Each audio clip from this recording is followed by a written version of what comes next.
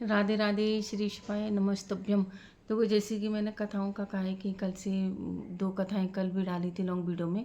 तो आज भी मैं भीष्म पितामह के बारे में बताऊंगी कि भीष्म पितामह को अधिकतर सभी लोग जानते हैं। जब कौरव और पांडवों का युद्ध हुआ था तो कौरवों का संग जरूर दिया था भीष्म पितामह ने, लेकिन वह बहुत ही धर्मात्मा, सत्यवादी और भगवान श्री कृष्ण के बहुत बड़े भक्त थे और बहुत त्यागमयी थे। तो उनके बारे में मैं बताना चाहती हूँ।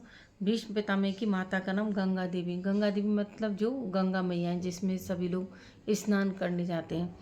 तथा पिता का नाम शांतनु था। यह भगवान के बड़े भक्त थे।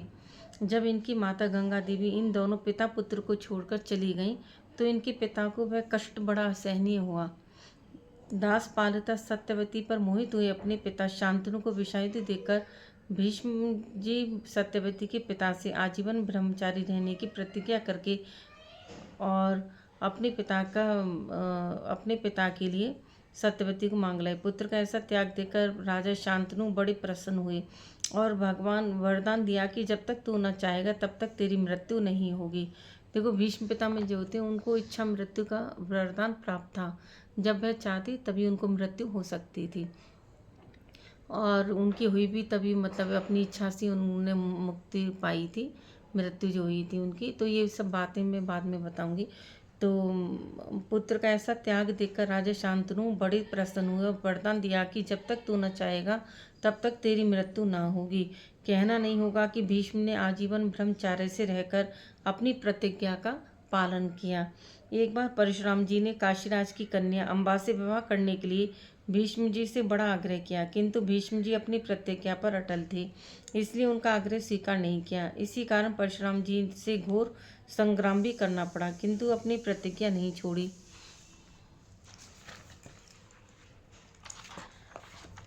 आगे अभी सुनाती हूँ। तो दुर्योधन की अनीति देखकर भीष्म जी ने उसको कितनी बार समझाया था, वह नहीं समझा तो भी युद्ध का समय उपस्थित होने पर और पांडवों की ओर मन होने पर भी बुरे समय में आश्रयदाता को सहायता देने का धर्म समझकर दुर्योधन की तरफ से ही युद्ध किया।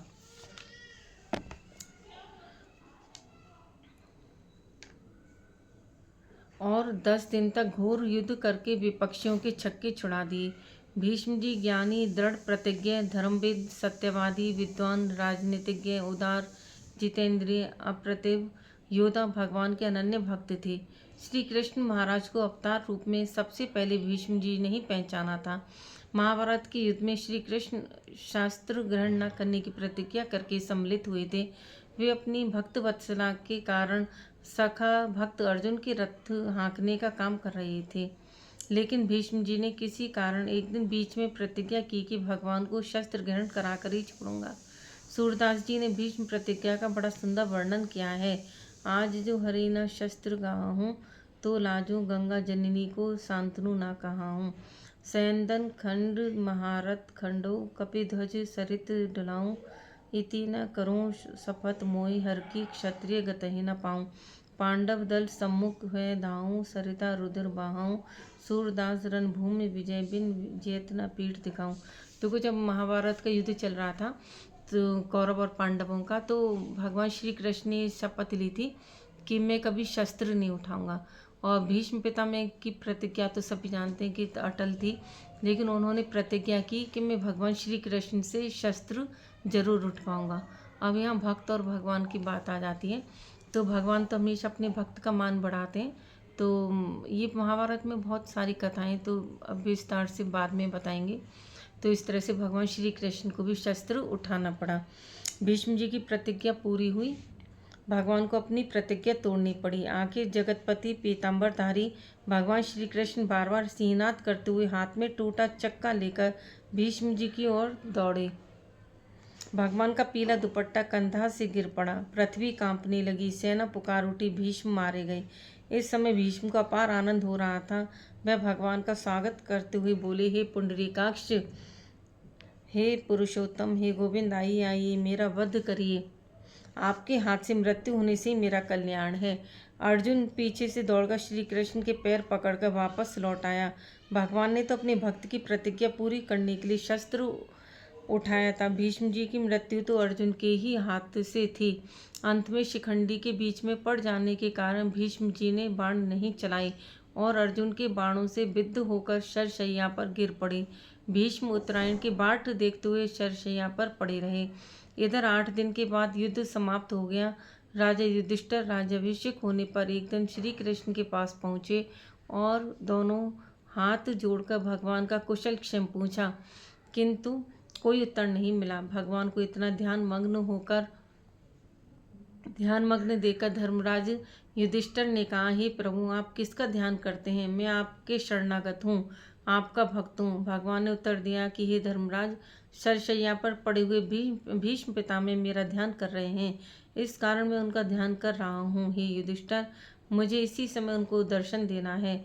ऐसा कहकर श्री कृष्ण युधिष्ठिर सहित भीष्म जी के पास गए। भगवान का दर्शन होते ही भीष्म जी ने भी राम नाम उच्चारण करते हुए प्राण त्याग दिए।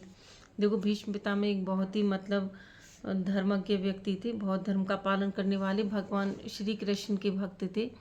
तो उन्होंने हस्तिनापुर की गद्दी के लिए ये कहा था कि इसकी रक्षा करूँगा।